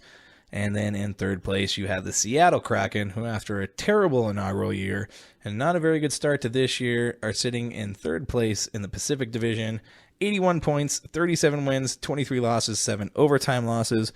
That is going to wrap it up for the penalty box. Go ahead, let me on out of here. I'm going to skate around and go score a goal for everybody. Get it.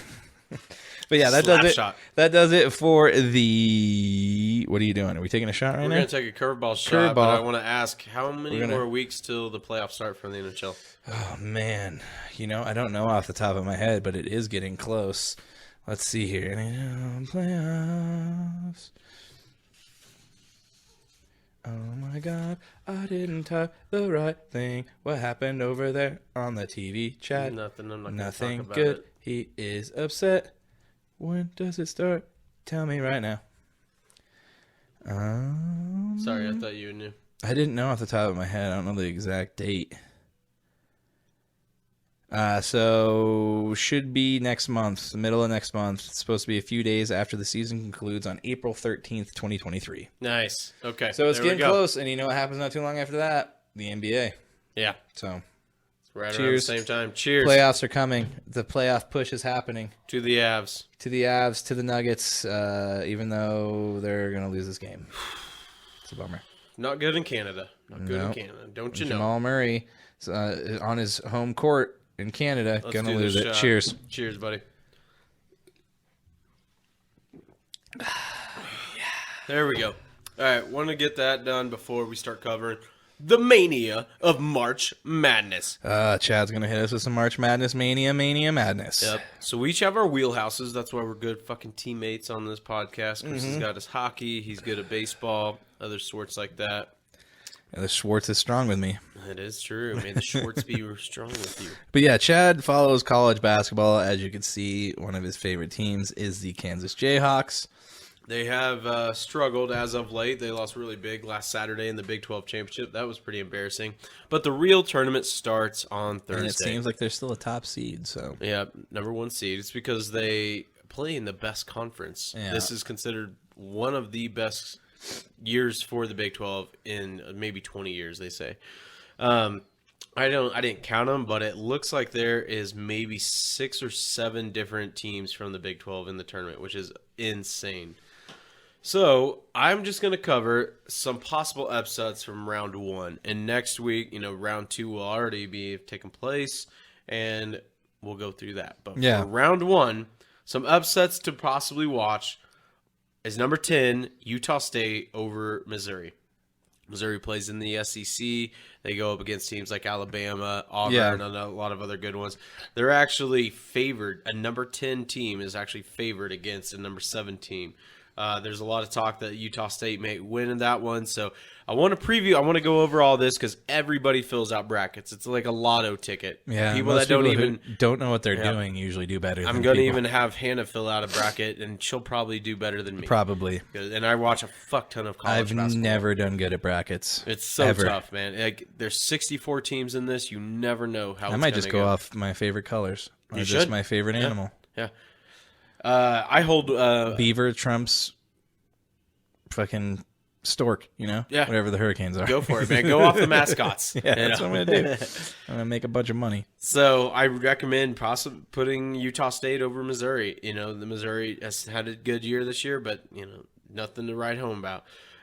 Number 10, Boise State, another favorite over number 7 Northwestern. It's not very often where these number 10 seeds are the favorite, but in these cases, it's one that you might want to pick. Because the 7 and 10 seeds are the hard ones to pick, but these are, you got to look at the conference they're going up against, like the competition. All right. Northwestern comes from the Big Ten. They've actually done pretty well this year, but this is only their second time in school history making it to the Big Dance. Yeah. So the pressure is going to be and on. Boise State has a better record, which is nice for Exactly. them. 24-9. Yep. And then the other one, number 10, USC up against Michigan State, number 7, which is crazy because Michigan State, Tom Izzo has that team playing in the Final Four almost all the time. all the time. But they've had a fall, like they've dropped down quite a bit this year. USC is the underdog at 1.5. It might be a good pick to take USC in this one. You just never know with these 10 and 7s. Though, if you're going to pick upsets in your brackets, take the 7 and 10s. Those are 9 times out of 10 always the ones that are upset. Yeah. There's, I think, only been like 1 or 2 16 seeds that's knocked off a number 1 seed. So always go chalk on those. Wasn't one of them Gonzaga not too long ago? No, they won theirs. It was Virginia a couple years ago. They lost. I can't remember the school that beat them, but it rarely happens. I mean, these teams that are 16 seeds, their schools, very small schools, normally private schools like a St. Mary's or something like that. But so you mean to tell me that TAMU-CC/SEMO is not gonna have a chance against Alabama?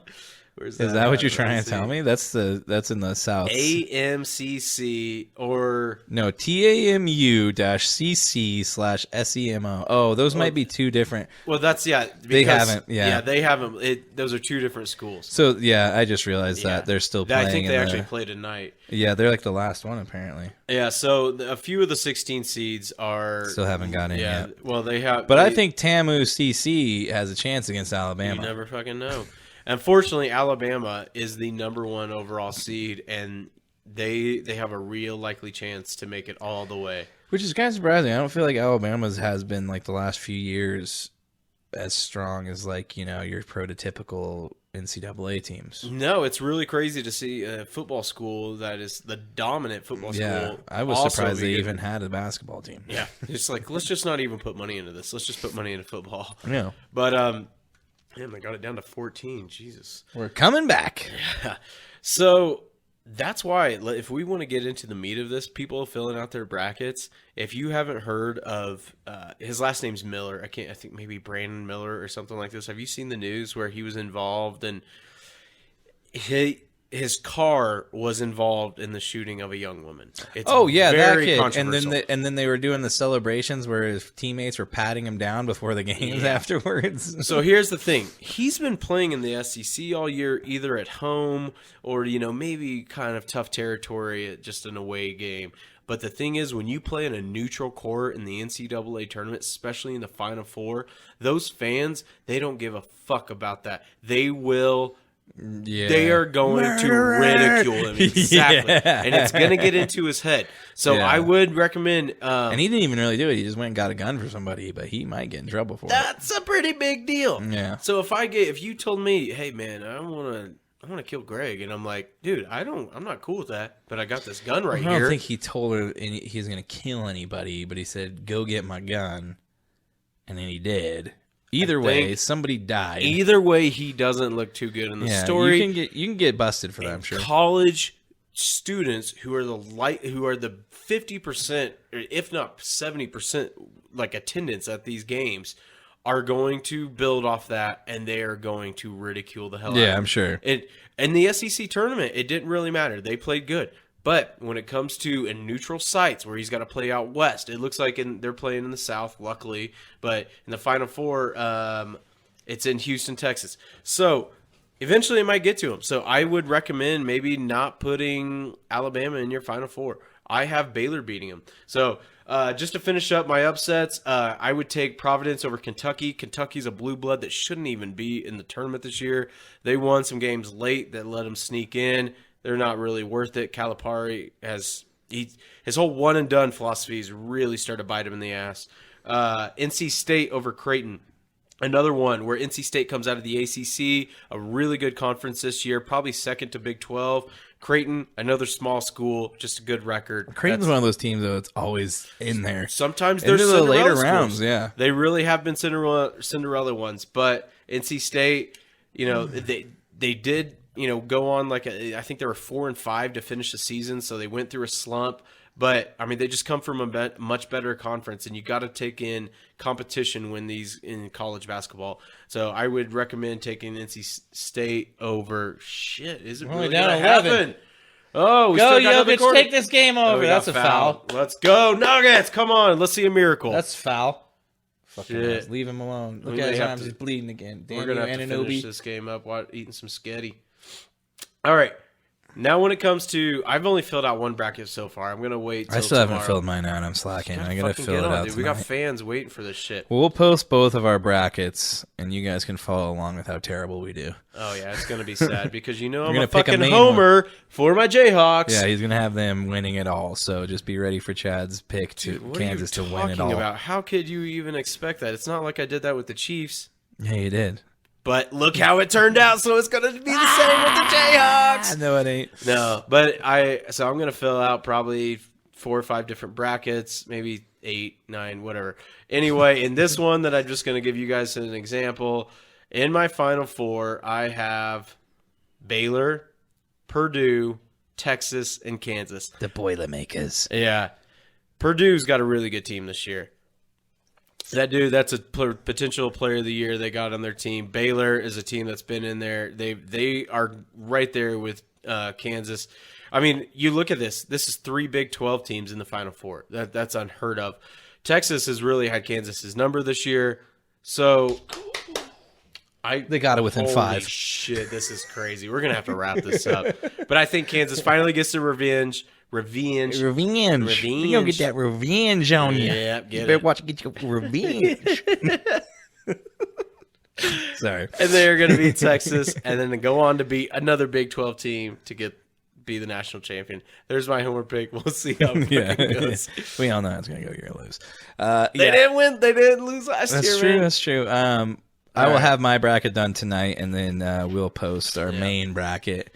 We'll do like a Fringe Fanatics bracket, and we'll We should we'll do pick. one, like compromise and do one together and see what we come up with. We could do that. Yeah, we'll see what's up. All right. Yeah, we'll fuck around with it. Yeah, we definitely need to do more interactive things like that, where we're like, yeah, here's our brackets. Well, next year we're going to be doing a fantasy football, calling all of the Yeah. best fantasy Heads football up. owners out there. We're going to be doing a fantasy football league next year, $100 buy-in. I'm saying it right now because Big money. big money. Big money. Money. Money. Money. Might even do 1,000. Oh my God, we don't have $1,000 to bet. That would be badass. We're rich.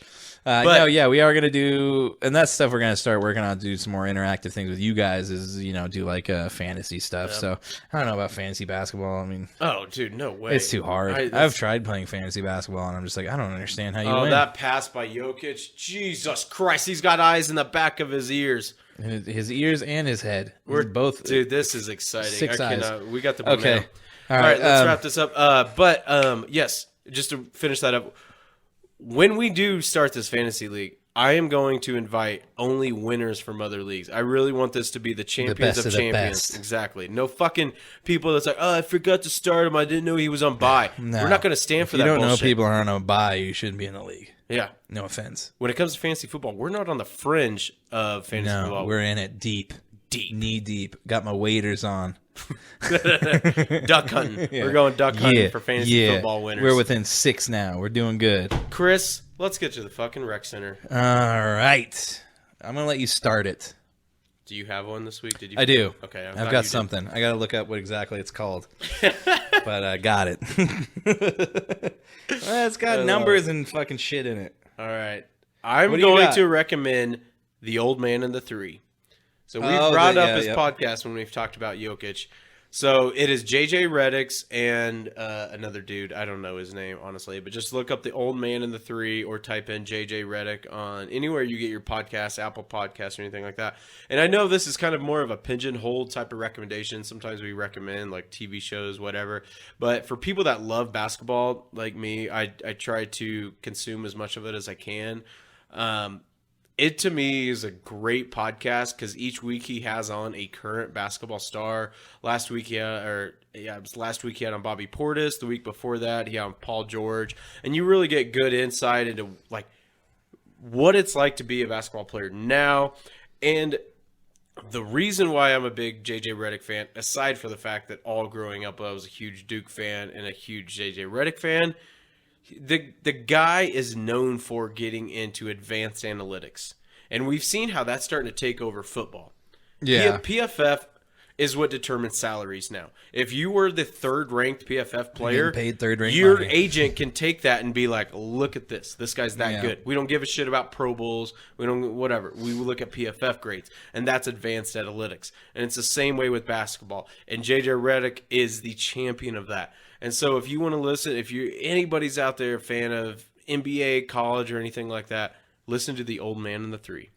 Yeah, I have yet to check it out, but I mean, there was that whole thing that came out where he called out Kendrick Perkins, which I think was that from that, or was he on another podcast? Well, that was on First Take, but no, but there was the initial video where he was. Yeah, it was on his podcast where he never came out and said Perkins, but it was clearly at Perkins. Yeah, and the way what the fuck are you watching? Have you seen Barkley been coming at him, dude? It was just a couple nights. It was like I think I saw the YouTube. It was like 3 or 4 nights ago where they were talking about like Giannis or some shit like that. And like I don't know. I don't want to get too into I don't even want to hear about Giannis right now. I want to talk about Nikola Jokic He's a big fan of and the Michael Nuggets, Jr. man. Porter. You ever see that Michael Jr. Porter shoot a ball? I just love that people are coming at Perkins right now, man. It's so He just fucking looks so stupid. It just looks like it's totally clickbait. Like, I'm Oh, just what gonna a say block. whatever I can. Who was that? good. Gordon. I love it. Oh, it was Gordon. I hope now I can't believe I've waited so long to Oh say this. shit! You get fouled? I hope we turn some of our fans into Nuggets fans. We will. They'll learn. Yeah. I mean, they're going to They'll- join the winning yeah. side.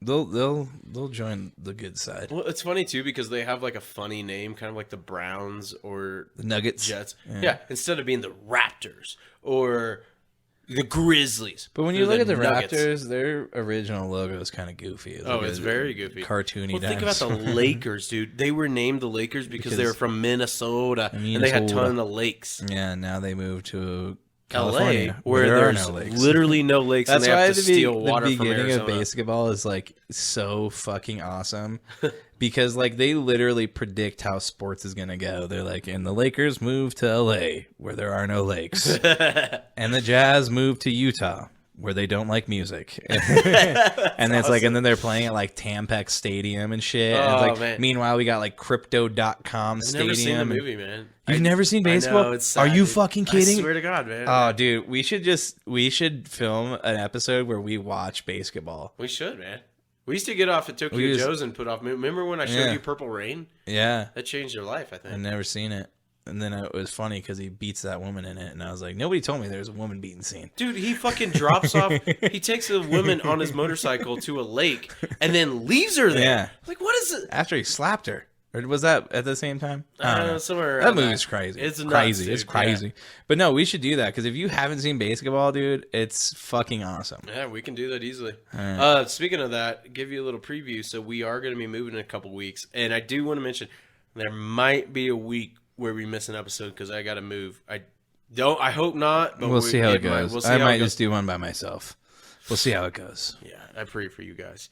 But either way, we are going to have a gonna be a mounted full TV. Broncos It's episode. going to be like a. That's awesome. Fuck no. Only Broncos. Mounted TV in there. The podcast studio is going to get a total revamping. Yeah, and we did talk about. I mean, we have been filming this with 3 cameras, but with everything that had been going on, we got a little overzealous in saying it was going to be ready to go.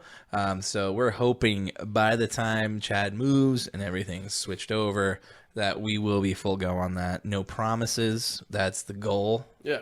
That's what we're working towards, is to when Chad moves and we're in the new place and everything's set up, we will be putting out multicam edited episodes. So Upgrading. yeah, we're going to upgrade. It's just taking a little while. Chris, what's your rec center, man? My rec center is, let me tell you what it is, because it is on Netflix. Me and Meryl started watching it the other night, and it is MH370, the plane that disappeared. I was wondering about that. I saw that up there. And we started watching. It's pretty wild. I can't remember how that whole thing played out. I remember when it happened, because I remember shortly after was that plane that got shot down by Russia, or so they thought. Yeah. But it's pretty wild so far, man. Like, they don't know what the fuck happened. Like, the plane's going one Isn't it way. the Malaysian plane? Yeah. Yeah, Hannah watched it, and she was, like, so confused. She was like, what the fuck happened to it? I was like, I don't know. Yeah, I know. And then they're sort of talking about like the pilot might have done it, and then like they're like they don't know, and then like they lost it, like it flew out over like the sea, the Indian Ocean, and then like where it's supposed to get switched off to the Vietnamese air traffic controllers, like they said goodbye to the Malaysian air traffic controllers, and then they just disappeared from the world. And 200 and some people just died, and nobody really fucking knows what happened. I told her Bermuda Triangle, man, and she It's not couldn't the believe Bermuda it. Triangle, though. Oh, but here's the thing, though. You just This think is what do you think? my Are you God. trying to say the Bermuda Triangle travels? It's not that. There's evidence out there. Are you saying there's another It Bermuda took Triangle? me like 10 minutes to try, and she would not believe me. But I'm telling you, like, I need the facts. thing- okay, I will fucking I want provide it. facts to it. The Bermuda Triangle. We've talked about this. Tinfoil hat. I'm gonna fucking bring one on It's because I coming, yeah. love conspiracies. We're gonna make a really nice one. There's a lot of evidence where like pilots from World War II or different like ships, old like Spanish ships, just disappear in the Bermuda Triangle. I know it's not the area of Malaysia, but the thing is, there's vortexes around the globe where things. It's like a wormhole, dude. Do you remember? And this might be crazy. There was that show. I don't remember what the fuck it was called. I think it was on NBC or something. But there is like basically like the same kind of story where this plane disappears, nobody knows where it is, and then like 5 years later they just land, and like nobody knows. Like This is a movie? It's a show. I think it was on NBC or something. Sounds like Lost. Fuck, it's kind of like Lost, but they don't get lost. Necessarily, Yeah. you don't see them while they're lost. Yeah. They're lost, and then they come back, and then everybody's like, "Where'd you guys go?" And like they didn't age or anything, so it's like they basically got stuck in like time space That's continuum. what I'm saying, dude. That's what I'm saying. It's not that. Okay, So you're saying look, just YouTube. This is what you're saying though, that they're going to appear again. No, Oh. no, and that's not what I'm saying. I was hoping because that's what you're she, saying. this is what Hannah's argument was to me. She was like, "You mean 200 passengers just like disappeared?" I said, "It is a But possibility." then the crazy thing was though, they were like, right after it happened, like the next day, the families were calling the family members, and their phones were still ringing through. Well, you know, it's And like, then one of the people, like in the room when everybody, they like gathered all the family members of the people that were missing, someone's phone rang and it was their dad calling them. And they're like, should I answer it? Should I answer it? And they didn't answer it. And then it hung up right when they went to go Why the fuck answer would it. they answer I don't that? know. Me and Oh Meryl my said the same God. thing. I was like, I would have been like, hello. Like, Yeah. dude, I answered phone calls from Russia just because I want to see what they have to say. no kidding. That's nuts, man. Yeah. I mean, I need to watch this. It sounds super fascinating, but I mean, like, just that's. I really think there's points in the earth because of ley lines. Have you ever heard of ley lines? Late lines? late 9 on NBC. No. Jimmy Kimmel? What? Ley lines, like Ley these lines. points in the earth that have more energy coming from than the others. Well, it's like the North and South Poles, technically. Like, That's one of them, yeah. That's all where the they magnetic converge. energy comes Dude, from. I'm into some fucking weird shit. I man. know you don't are. know. Yeah. I know you are. You don't. I do know. But yeah, I mean, it's super sounds interesting. I don't know. She's super, just like Hannah. They're both into like the fucking murder mystery. Does she listen to murder mystery I think podcasts? if you're a chick, you have to be. I think just because they're always so worried about us killing them that they're like, we should probably just learn all the signs. Dude, we're within 3. Okay, Oh let's my move God. to the Daily Dose of Okay, Excellence. we're gonna We take a wanna quick watch this. break. You're gonna hear right now John Daly. He's gonna hit it hard, man. I cannot. I hit it hard, man. So far, man. No laying up, no holding back. Ain't afraid of nothing, it's a natural fact. I hit it long, man. Till it's gone, man. Keep taking chances, live at large. I hit it hard. And we are back for the final time of this episode. You just heard John Daly as he hit it hard, man. And that is going to roll us right into the Daily Dose of Excellence, which this one, it's a little bit of an older one. I think it did happen about a week or so ago, but it's still extremely awesome, and we haven't got a chance to talk about it yet. That is going to be Kareem Abdul-Jabbar sold his 4 championship rings, 3 MVP trophies, and other memorabilia for $2.8 million, with the proceeds going to a youth education program. Kareem said, when it comes to choosing between storing a championship ring or a trophy in a room or providing kids with an opportunity to change their lives, the choice is pretty simple. Sell it all. This is coming from a guy who, after his career, has become a pretty big advocate for all things just, human rights, civil rights. He's one hell of an actual journalist and writer. I was going to say his writing achievements have been, limitless. It seems like he gets awards for writing nonstop. Yeah, and he writes a lot of poignant articles about stuff that's happened, whether it be the sports world or just injustices throughout the world. Yeah. So it's cool to see somebody put their money where their mouth is, so to speak, and for someone to sell away like everything that they tried to strive for in life is like, do you think LeBron would ever do that? That's it. Dude, come here, do it again. That's why we do this fucking podcast. That's why I sent you this daily dose of excellence. It was a terrible hand grab, but it was good. We made it. Yeah. Because that's why I did this. Because LeBron cares so much about the trophies, the achievements. And granted, we got to admit, he did start that school. He's done good things. He's done a lot of good things. But you're right. This is something LeBron would never do. No. And it just goes to show, like, he's putting all of his personal shit above the betterment of the society as a whole. It's just like when LeBron won the scoring title, and then I showed you, I don't know if I seen you that picture we talked about, but he bought that fucking giant-ass chain that said, like, LeBron, King James, scoring champion, and all this shit with, like, a big fucking lion head on it and stuff. Like, do you think, how much money do you think he spent on that? Oh, that was probably hundreds of thousands of dollars. Yeah. Yeah. That alone right there could have, who knows what that money could have done Helped if out it so gone many to somewhere people. better. But it's amazing how Kareem's it's dangling just, from his neck. Yeah. Kareem just doesn't care. He's all about helping people, helping the youth. And when I saw the story, it wasn't so much... It partly had to do with just like, I know LeBron probably wouldn't have done this, but I think a lot of other players need to think about this later in life, like the Super Bowl, and that's just it. It's like, if you want to hold on to that, and maybe the thing of it is like, maybe you want your son to have it later, your grandkids, that's cool. One thing, yeah. That's definitely amazing. But there's other ways to help, and I think that just when you see somebody that's reached that height like Kareem, and to still go through and help people like that, it definitely deserves the daily dose of excellence. Yeah, definitely. And on that note, this one is for Kareem. This one is to episode 27 of Fringe Fanatics. And it also goes out to everybody out there who's been on this journey with us. We appreciate you all. And if you are listening right now, please go like, share, subscribe, and follow anything we put out. And please rate us 5 stars on whatever you're watching or listening to us on. And on that note, we love you guys. Chad Lee. Love you, buddy. I love you, buddy. Thumbnail. Cheers. Right now. Thumbnail to a good episode and a great time hanging out with you guys. And a great time hanging out with you as always. Always good times, buddy. Cheers, man. Definitely think Buffalo Trace is my new favorite. Buffalo Trace is pretty good. I like it. I like anything that gets me drunk, though, so I'm easy to please. On that note, guys, we'll catch you next week. We'll see you next time.